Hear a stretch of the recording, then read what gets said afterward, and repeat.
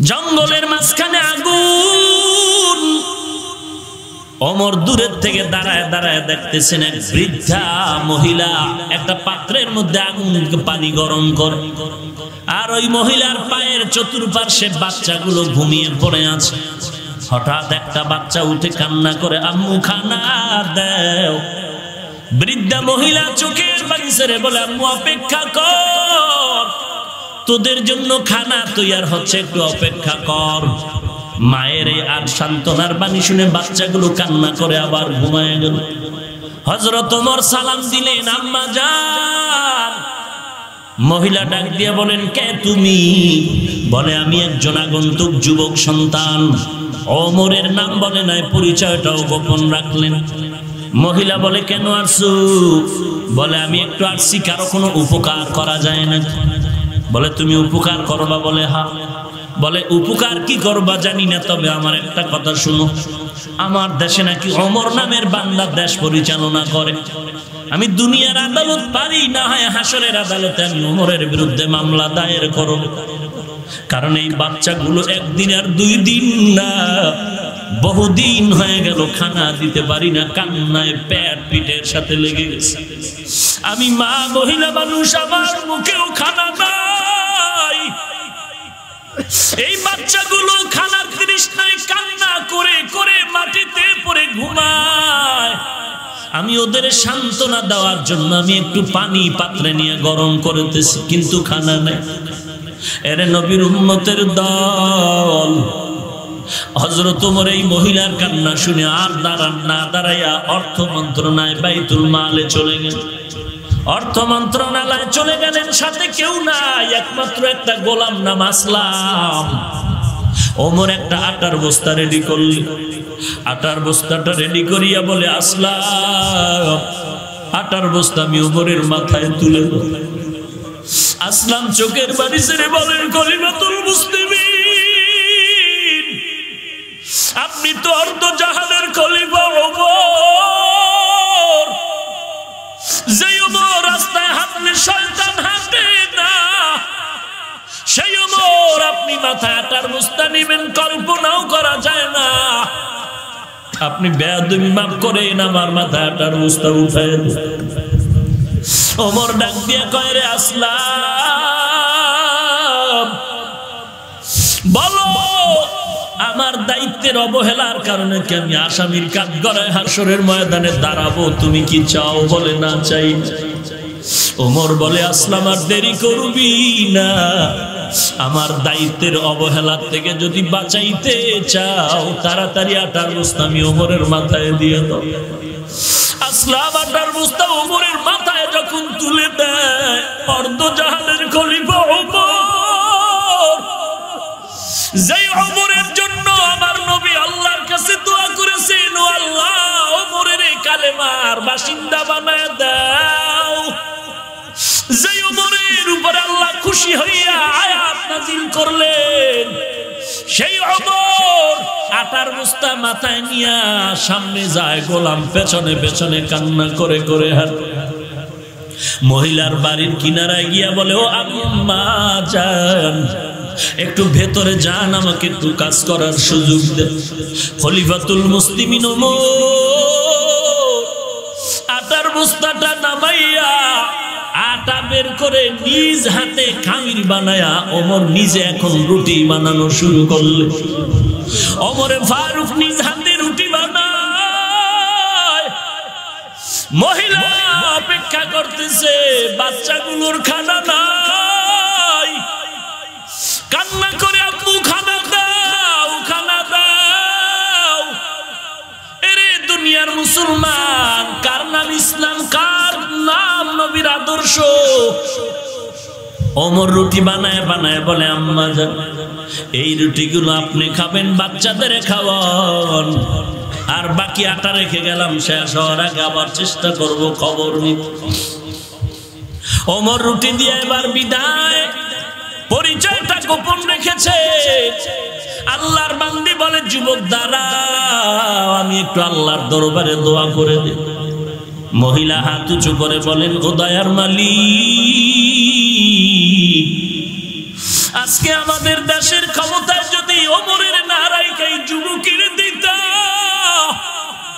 তো আমাদের এই দেশ জান্নাতের বাগান হয়ে যেত।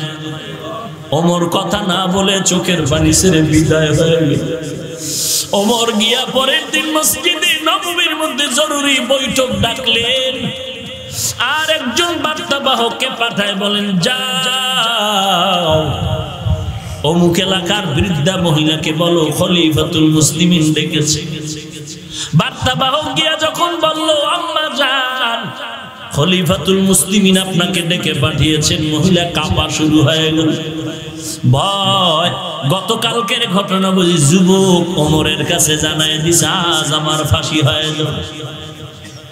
মহিলা কান্নায় বিভোর, বাচ্চাগুলো কোলে নিয়ে কান্না করে আর বলে, ও সন্তান, মনের মতো মাকে দেখে নেও, আর দেখা হবে না। বাদশা ডাকছে, আজ আমার ফাঁসি হয়ে যাও, কারণ আমি গতকাল রাতের বেলায় যুবকের কাছে বাদশার বিরুদ্ধে কথা বলেছি। মহিলা কান্না করে করে সন্তানের থেকে বিদায় নিয়ে খলিফাতুল মুসলিমিনের দরবারে রওনা। মহিলা হাঁটে কান্না করে করে গিয়া যখন গেটে দাঁড়ায় গেল, আল্লাহর কুদরত দেখে মহিলা চিৎকারের আওয়াজ, গতকালকে যেই যুবক আমার নিজ হাতে রুটি বানায় দিয়েছে, ওই যুবক আজ মসনদের মধ্যে দাঁড়ানো আছে মসজিদে নববী। মহিলা আরো ভয় পেয়ে গেল। ওমর চোখের পানি ছেড়ে বলে, মা কাঁদবেন না, আজকে আপনার কান্না না আপনার হাসি, আমি ওমরের কান্না, কারণ আজকে আমি ওমর আপনার কাছে আসামি, আপনি হবেন আজকের বিচারক।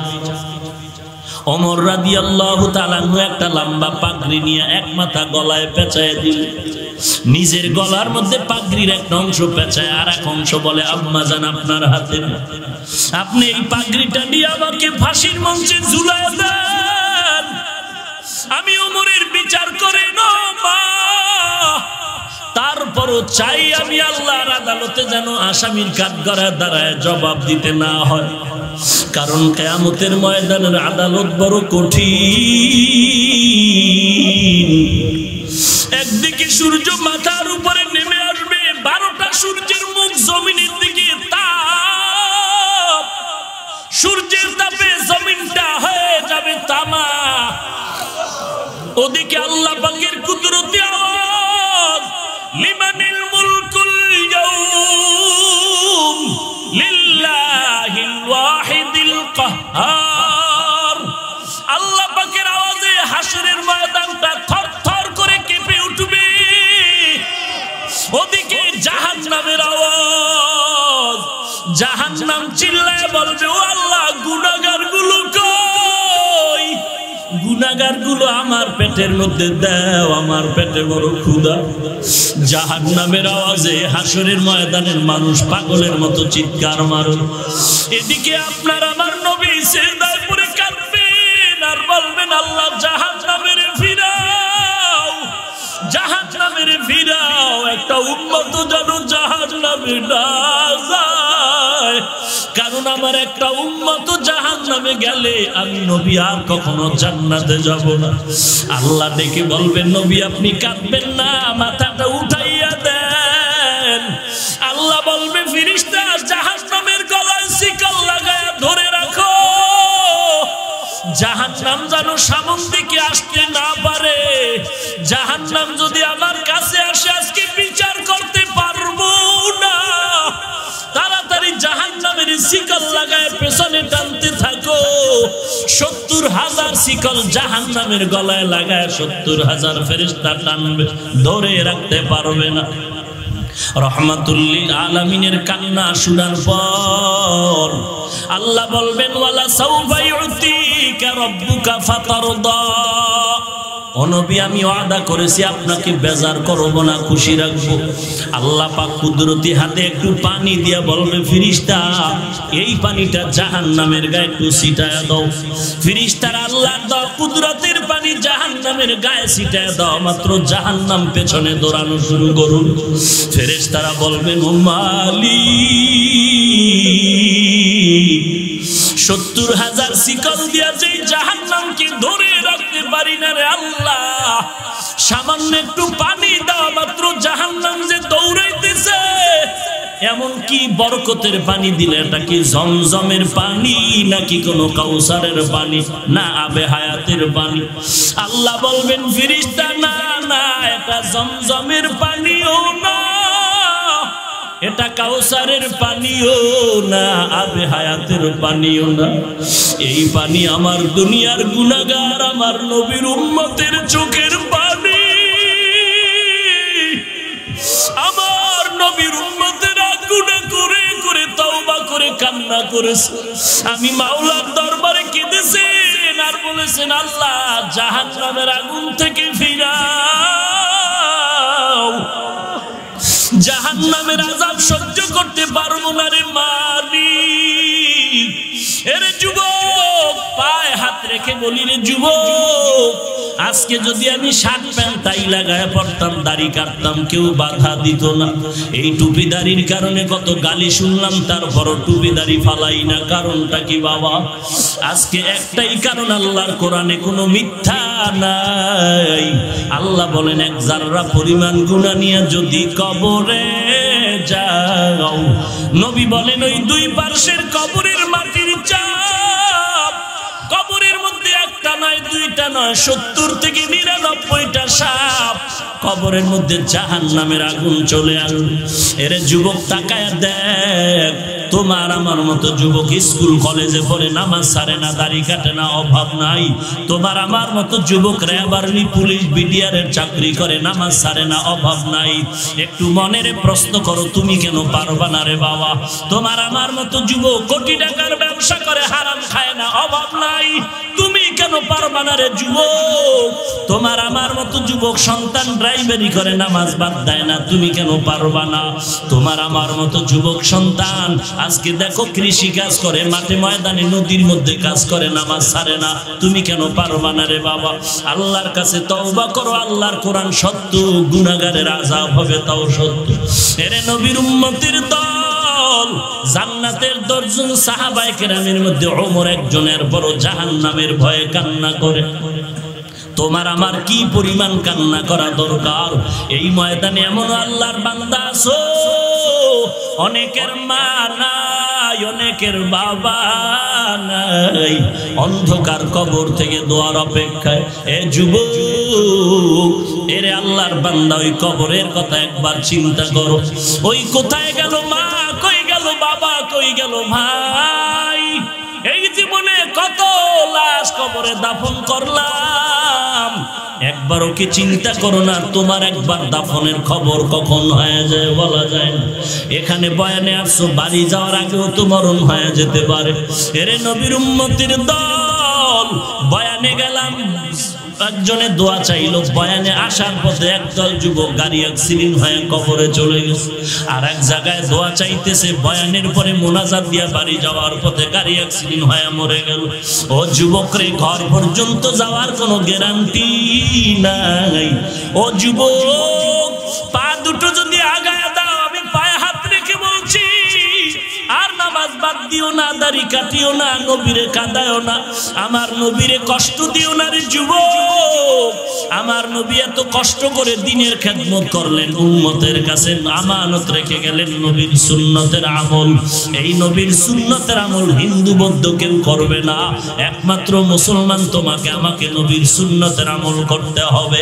আল্লাহর কাছে তওবা করো হে মালিক, এই ময়দানে আমার মতো গুনাহগার আর কেউ নাই।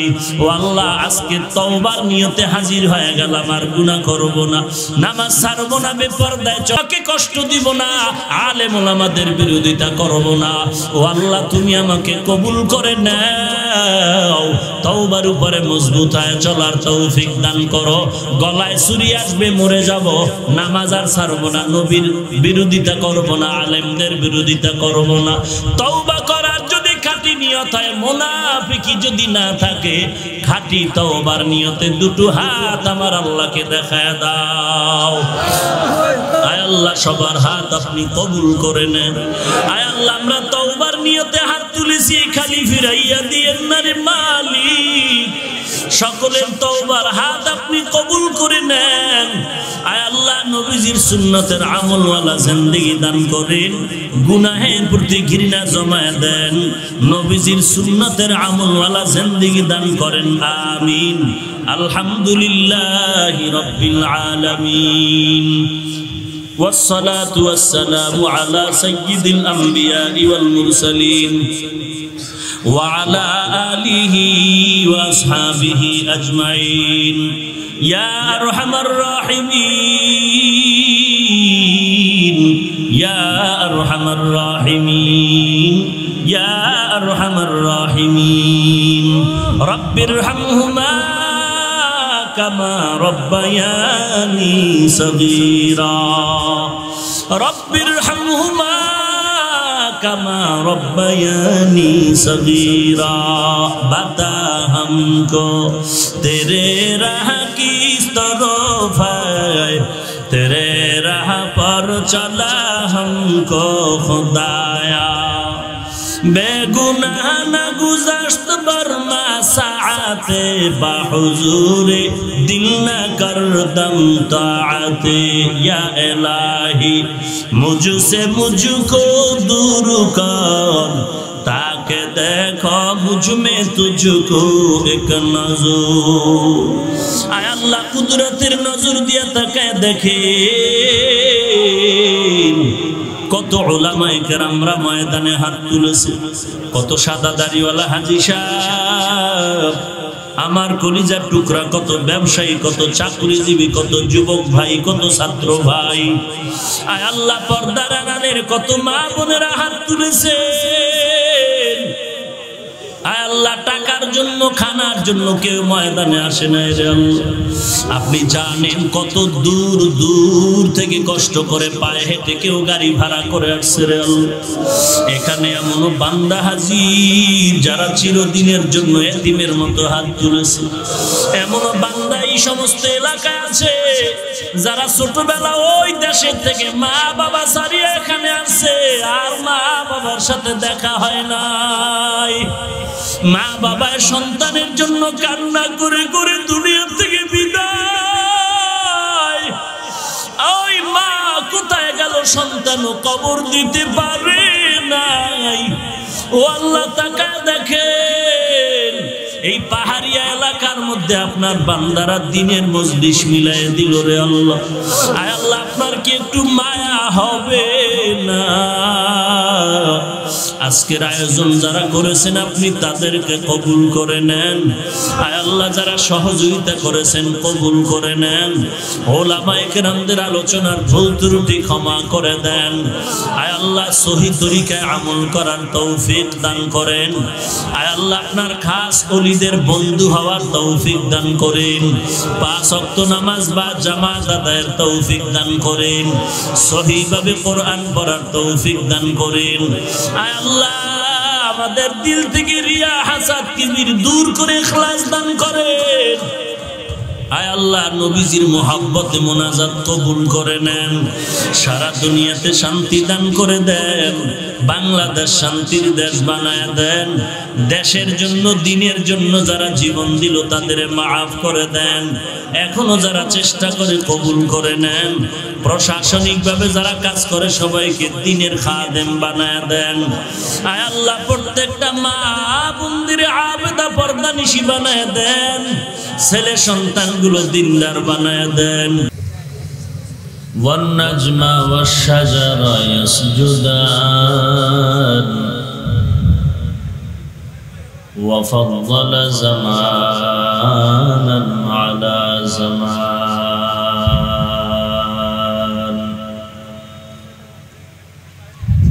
كما فضل مكانا على مكان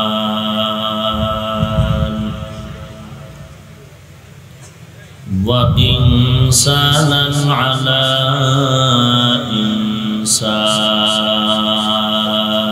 إنسان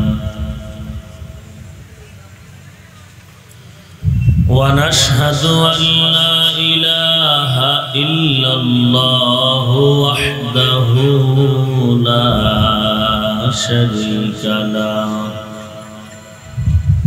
لا ضد له ولا ند له ولا مثل له ونشهد أن سيدنا وسندنا وحبيب ربنا وطبيبنا وطبيب قلوبنا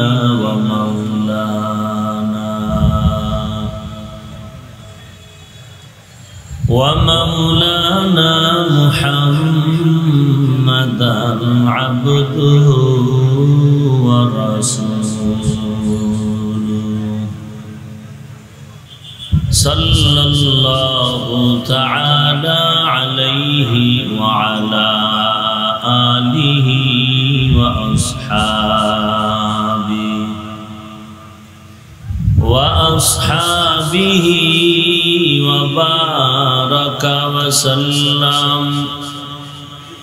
وبارك وسلم تسليما كثيرا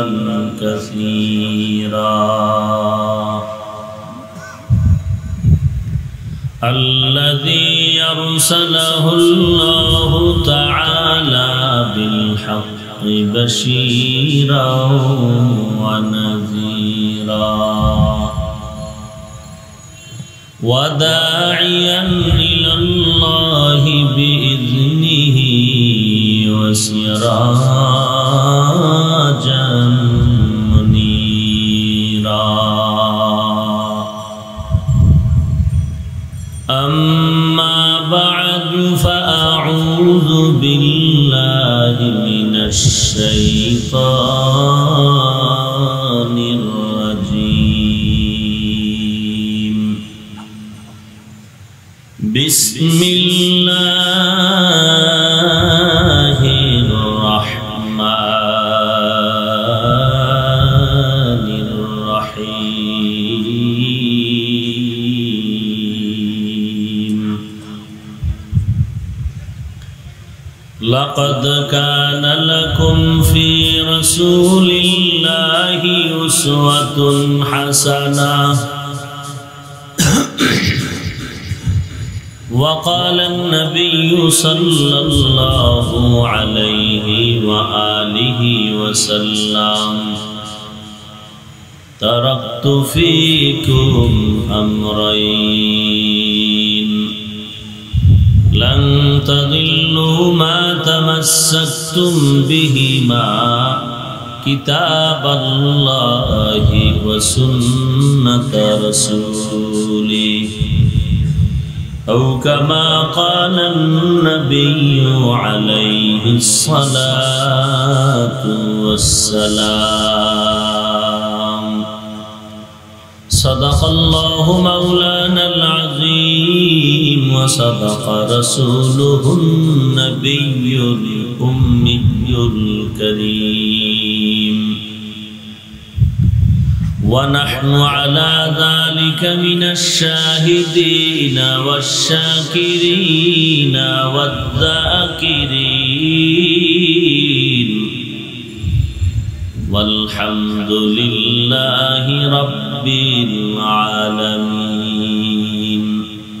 اللهم صل على روح محمد في الأرواح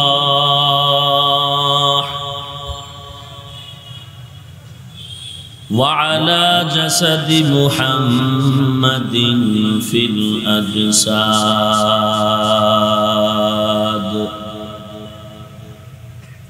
وعلى قلب محمد في القلوب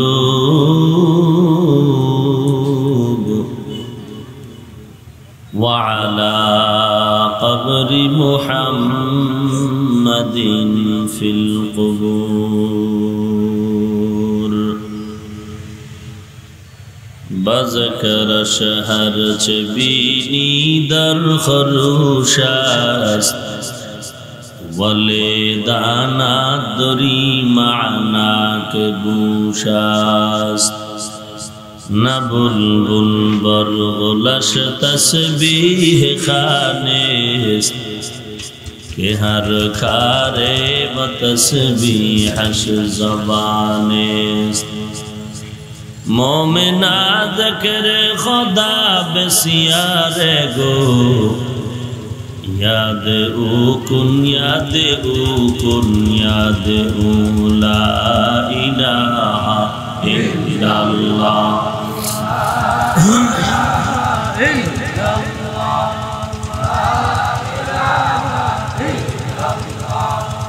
ला इलाहा इल्लल्लाह ला इलाहा इल्लल्लाह ला इलाहा इल्लल्लाह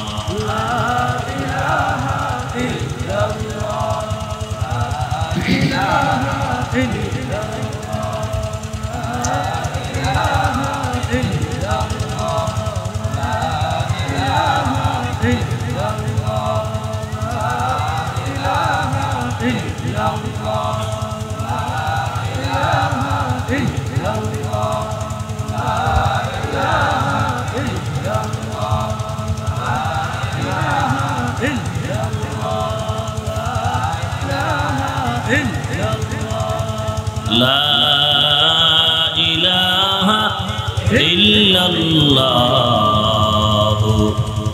मुहम्मदुर रसूलुल्लाह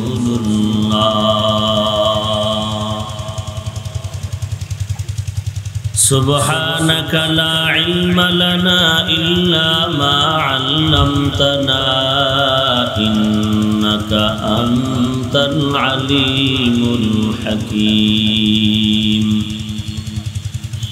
रब्बि इश्रह ली सदरी व यस्सिर ली अमरी वहलुल उक़दतम मिन लिसानी वहलुल उक़दतम मिन लिसानी यफ़क़हू क़ौली तकबीर में कलमा में नमाज़ों में अदा में तकबीर में कलमा में नमाज़ों में अदा में है नाम इलाही से मिला नाम मुहम्मद है नाम इलाही से मिला नाम मुहम्मद मुहम्मद लिखा हुआ तूबा पे मिला नाम मुहम्मद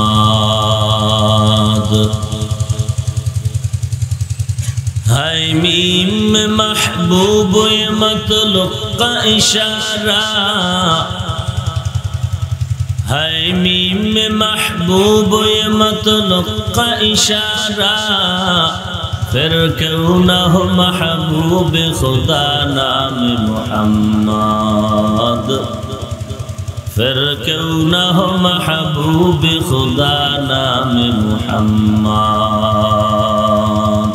যাদের অক্লান্ত পরিশ্রমের মাধ্যমে আজ এই সুন্দর আয়োজন সময় পরামর্শ অর্থ দিয়ে দোয়া করে উপস্থিত হয়ে মাইক লাইট প্যান্ডেলের ব্যবস্থাপনার মাধ্যমে সহযোগিতার হাত যারা বাড়িয়েছেন এলাকার যুবক বৃদ্ধ ব্যবসায়ী শ্রমিক চাকরিজীবী বিভিন্ন শ্রেণী পেশার মানুষ জনপ্রতিনিধি প্রশাসন উলামায়ে হযরত আইম্মায়ে মাসাজিদ প্রত্যেককেই আল্লাহ রাব্বুল আলামিন খিদমতের বিনিময়ে দুনিয়াতে শান্তি পরকালে চির মুক্তির ব্যবস্থা করে দিন আমি আজ আপনাদের সামনে কিছু কথা বলার নিয়তে কোরআনে হাকিমের এক আয়াতের অংশ তিলাওয়াত করেছি বিশ্ব নবী শেষ নবী মহানবী শ্রেষ্ঠ নবী সাল্লাল্লাহু আলাইহি ওয়া আলিহি ওয়াসাল্লামের অসংখ্য অগণিত অমীয় বাণী পবিত্র হাদিস শরীফের মধ্য থেকে একটি হাদিস পড়েছি তিলাওয়াতকৃত আয়াতে কারিমা ও হাদিসে পাকের আলোকে ইখলাস ও রুহানিয়াতের সমন্বয় কিছু কথা আমাকে বলার মতো, আপনাদের শুনবার মতো হিম্মত, ধৈর্য, তৌফিক আল্লাহ পাক দান করুন, আমিন।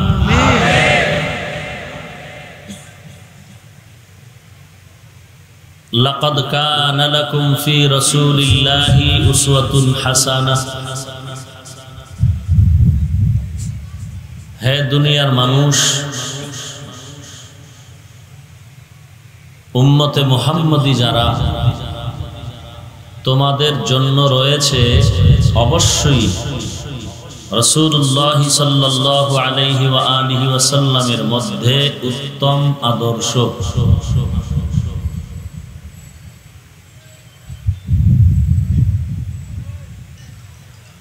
রাসূল আরবি সাল্লাল্লাহু আলাইহি ওয়া আলিহি ওয়াসাল্লাম হাদিসে পাকে ইরশাদ করেন, তারাকতু ফীকুম আমরাইন। হে উম্মত, তোমাদের কাছে দুটো জিনিস রেখে গেলাম। লান তাদিল্লু মা তামাসসাকতুম বিহিমা। কখনো তোমরা পথভ্রষ্ট হবে না, লাইনচ্যুত হবে না, গোমরা হবে না ওই দুই জিনিস যতক্ষণ আঁকড়ায় ধরবে, কিতাব আল্লাহ ও সুন্নাত রাসূল। এক নম্বরে আল্লাহ পাকের কিতাব কোরআনে হাকিম, দুই নম্বরে রাসূলের সুন্নাত। এ হলো আয়াত ও হাদিসের সংক্ষিপ্ত তরজমা।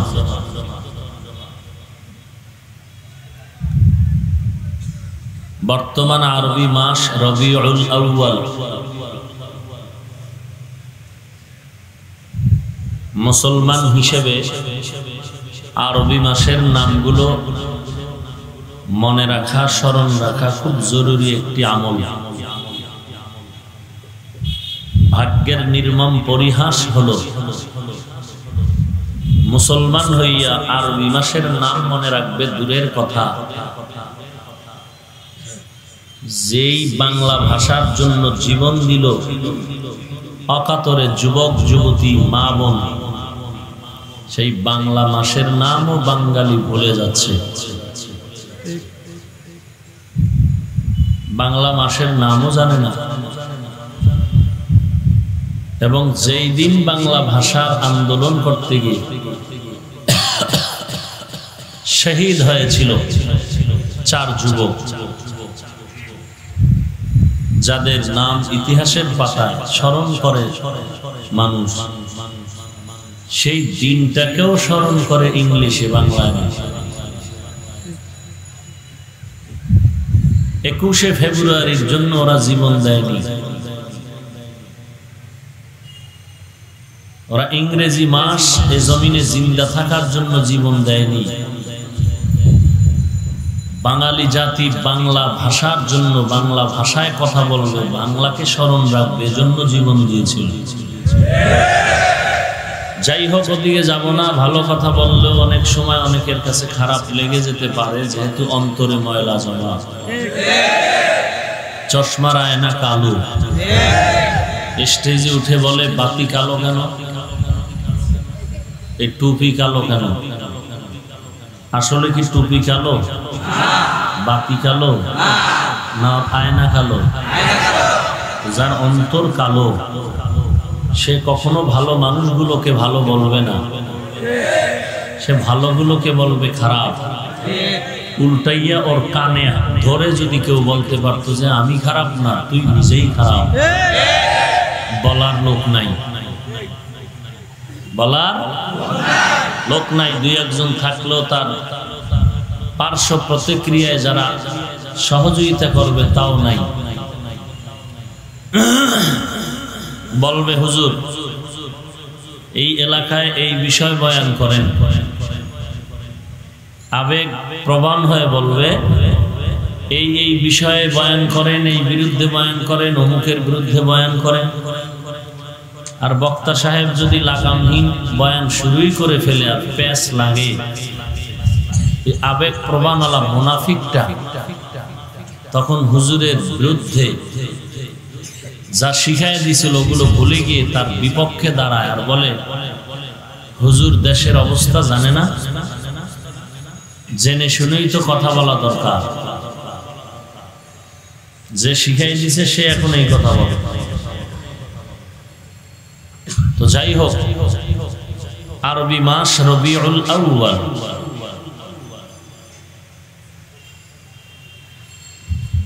এই মাস বড় দামি একটি মাস।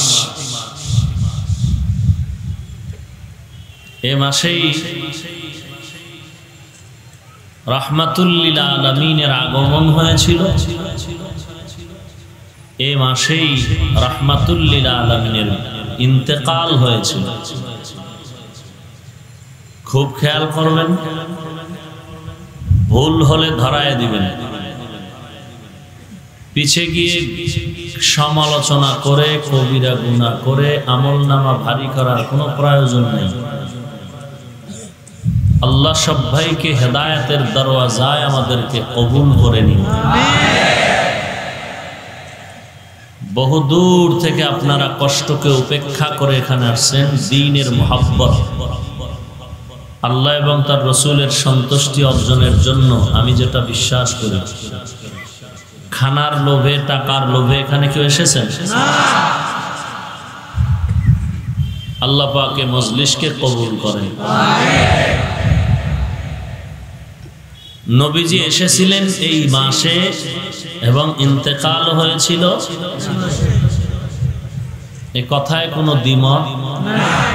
মাস ছিল রবিউল আউয়াল। খুব খেয়াল করবেন, দিন কবে, তারিখ কত, ইন্তেকালের তারিখ নিয়ে কোনো ইখতিলাফ নাই, মতানৈক্য নাই।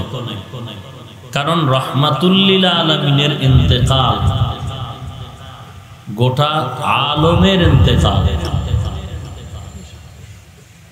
ইমানদার বেঈমান সবাই মর্মাহত। রসুলের ইন্তেকাল কোন মাসে কোন তারিখ এ নিয়ে কারো দ্বিমত থাকার কিছু নাই। স্পষ্ট সবাই জানে অমুক দিন এতটার সময়, সোমবারে তার ইন্তেকাল, মৃত্যু, বুধবারে দাফন। 3 দিন সময় দীর্ঘ হলো কেন? অথচ রসুলের হাদিস, মাইয়িতকে দ্রুত দাফন করো, উপরে বেশিক্ষণ রাখো না, কষ্ট পায়, মাইয়িতকে দ্রুত দাফন করো। যিনি বললেন তার দাফন হতে 3 দিন দেরি কেন? দুইটা সমস্যার সমাধানের অভাবের কারণ। নবীর পরবর্তী দায়িত্বশীল কে হবেন? 2 নম্বরে রসুলের ইন্তেকালের পরে দাফনের জায়গা কোথায় হবে? এই 2 সমাধান রসুল দিয়া যান নাই। সাহাবায়ে কেরামের মাঝে ইখতিলাফ শুরু হয়ে গেল। এই সমাধান হইতে লাগছে 3 দিন। আর এই 3 দিনের মধ্যে হকের পাশাপাশি 72 দল জাহান্নামের জন্ম হয়েছে। খুব খেয়াল করবেন, রসুলের ইন্তেকাল সোমবার, দাফন বুধবার।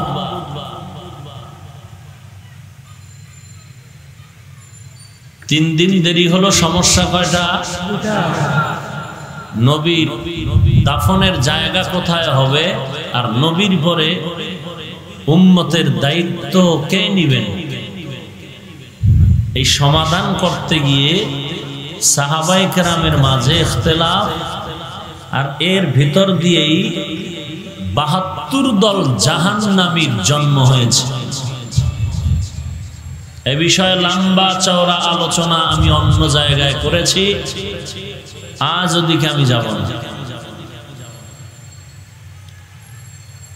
তাহলে রসুলের ইন্তেকালের তারিখ নিয়ে কোনো দ্বিমত কারো মধ্যে নাই কেন তা বুঝাইতে পারি নাই। প্রধানমন্ত্রী যদি ইন্তেকাল হয়ে যায়, কথার কথা, এই ইন্তেকালের তারিখটা, মৃত্যুবরণের তারিখটা এটা না লিখে রাখলেও তো সবাই মনে করবে প্রধানমন্ত্রী মরে গেছে। আপনাদের বান্দরবনের জঙ্গলের কোনো বান্দর মারা গেলে এটা কেউ লিখে রাখবে? জানবে কেউ? এক সপ্তাহ পরে কেউ খোঁজই রাখবে না, তারিখ ভুলে যাবে। কিন্তু রাহমাতুল লিল আলামিন, যার কোনো তুলনা আছে? কোনো তুলনা? সে রাসূলের ইন্তেকাল, গোটা আলামিন এর ইন্তেকাল, এটা লেখার দরকার নাই। গোটা বিশ্ব, মানুষ কেন, সমস্ত মাখলুকাত ও আসমান জমিন জেনেছে অমুক মাসের এত তারিখ।